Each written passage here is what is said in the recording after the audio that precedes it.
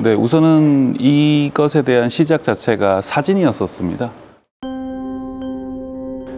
사진의 크기가 제가 처음에 봤던 한 장이 거의 한 2m 정도였었어요. 조금 큰 충격을 받았었어 가지고 이것을 해봐야 되겠다라는 생각이 들었어요.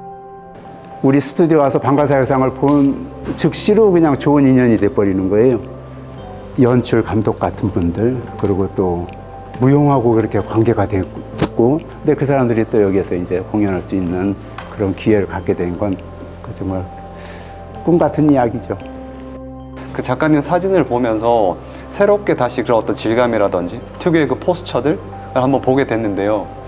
이 방가사회상이 이 1500년의 시간을 뛰어넘어서 우리한테 이 사유를 실제로 실천할 거를 좀 촉구하고 있다 라는 생각이 들더라고요. 연출을 통해서, 안무를 통해서, 수행을 통해서 이런 사유들을 체화하는 과정을 우리가 거치게 되지 않을까라는 생각이 들었습니다. 관객들한테도 어떤 그런 생각하는 몸을 제시를 하고 싶었고요. 그래서 제목을 이제 반가 만인의 사유지라고 이제 짓게 된 거죠.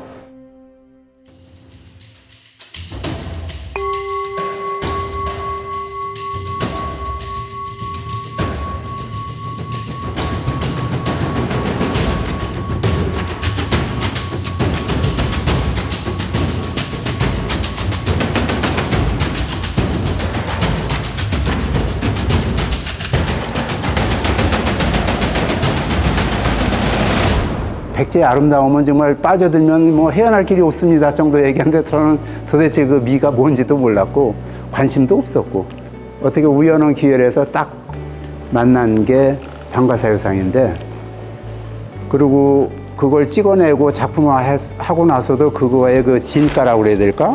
그 아름다움을 몰랐어요. 몇 년 걸릴 때까지. 그러다가 지금 완전히 빠져들고 말았어요.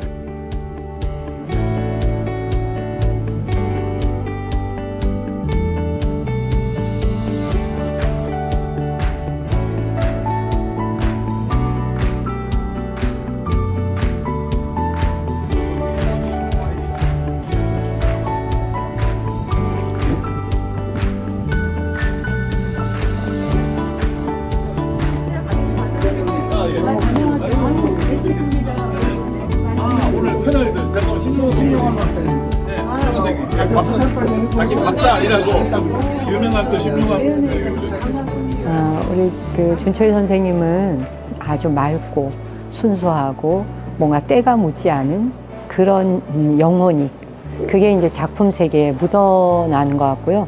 특히 그 불상이나 우리나라 산천, 우리 유물과 관련된 것을 사진을 찍는 그 느낌을 보면 저분의 그 정서 안에는 확실히 한국의 산과 한국의 들과 하늘이 있구나.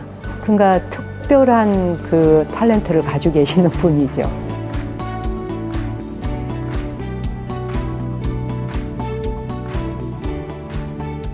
니체가 왜 신은 죽었다 이런 선포를 했는데, 그때의 그 신이 죽었다고 하는 건 신이 죽은 게 아니라 우리가 만들어놨던 세계에 신이 죽었다는 뜻이거든요. 그런데 누구에게나 자기 안에 신이 있다는 겁니다. 신이 죽어야, 만들어진 세계에 신이 죽어야 자기 안에 진정으로 존재하는 그 신과 만날 수 있다는 겁니다. 그래서 오늘 여기 오시는 분들이 뭐 종교가 무엇이냐 하는 건 하나도 중요하지 않죠. 또 반가사유상은 뭐 불교 신자라야 된다거나 불자하고 관련이 있다가 아니라 인간 존재의 영혼과 맞닿아 있는 것이기 때문에 존재와 맞닿아 있는 거기에 무슨 종교라는 이름이 필요가 없습니다. 그래서 각자의 내면에 숨어 있는 신과 만나고 각자의 내면에 숨어 있는 부처와 만나는 자리이니 즐기시면 좋겠습니다. 다른 거는 다 떠나서 본인의 사유를 조금 찾으셨으면 좋겠습니다. 우리가 사실은 너무나도 급변하고 있지 않습니까? 흘러가는 대로, 빨리 가면 빨리 가는 대로 가고 있는데, 좀 이러한 시간을 통해서 정지 혹은 뒤로 혹은 되돌아보는 시간을 조금 가지면 좋지 않을까라는 생각을 합니다. 그래서 좀 휩쓸리지 않는 사람들이 자기만의 사유를 조금 가지고 하면 좋지 않을까라는 생각을 하고 있습니다.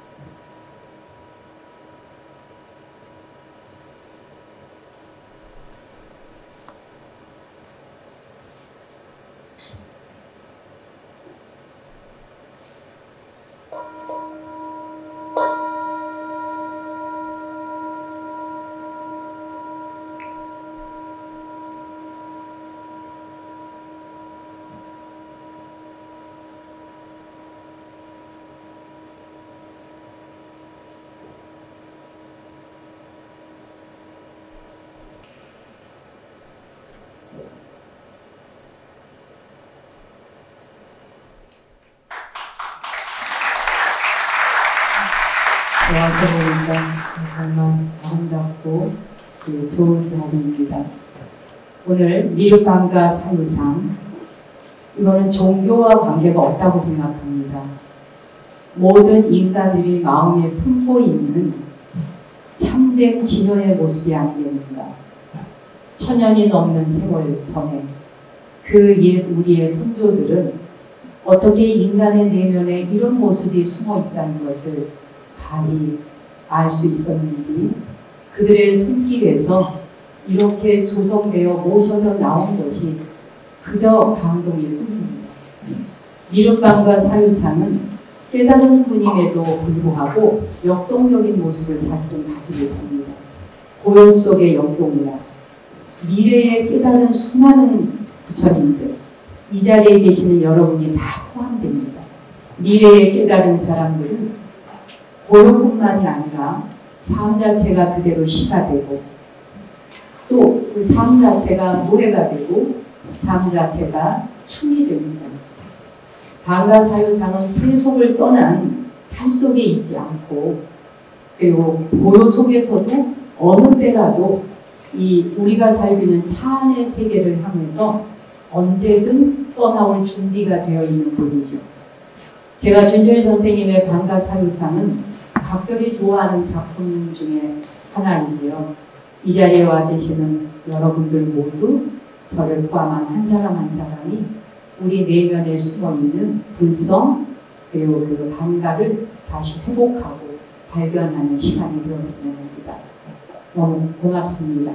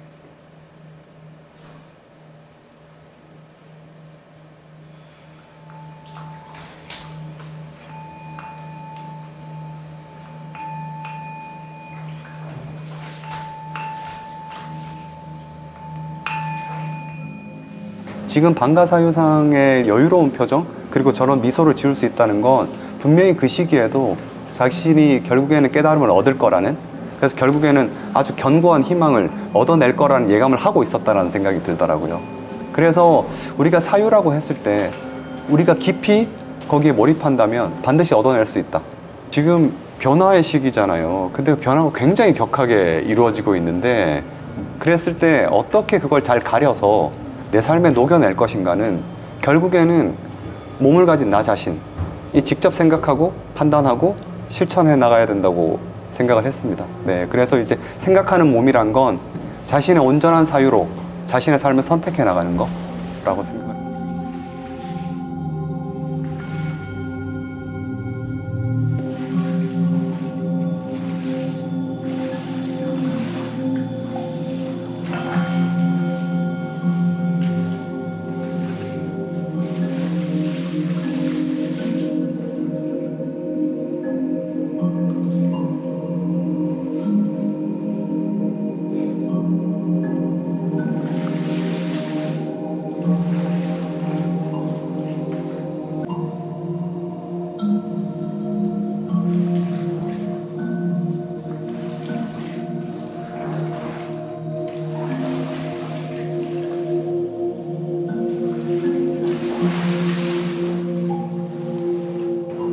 일단 그 반가 사유는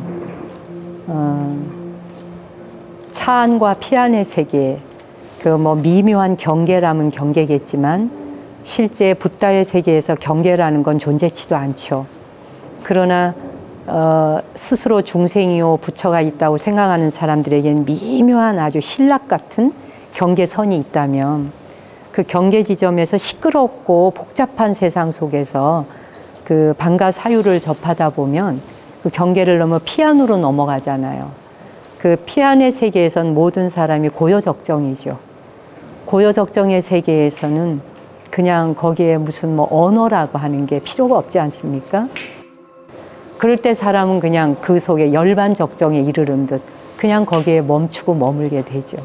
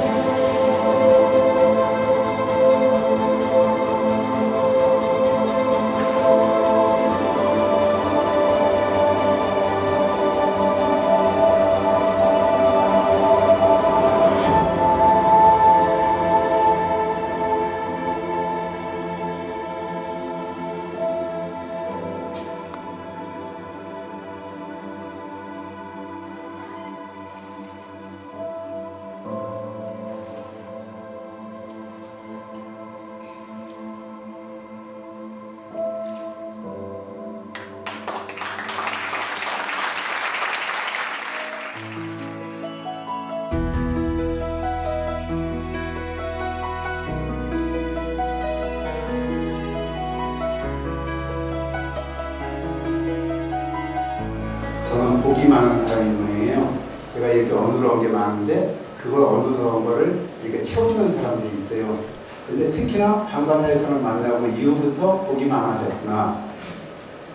이 반가사유상이 주는 담겨있는 많은 메시지, 뭐 미적으로 있는 그 자태나 모습이 주는 아름다움을 넘어서서 담겨있는 철학이나 이 사유의 깊이와 폭, 이런 것들이 국경을 넘어서 모든 사람들한테 이거는 주는 메시지가 있을 것이다. 특히 이 어지러운 이 세상 속에 이 상처받은 사람들을 그 상처를 어루만져주고 또 치유해주는, 그래서 이 반가사유상이 소위 이 새로운 세계, 새로운 시대의 온 인류를 위한 하나의 치유의 묘약이라고 하죠. 치유의 요약이 될 수 있지 않겠나라는 생각을 합니다.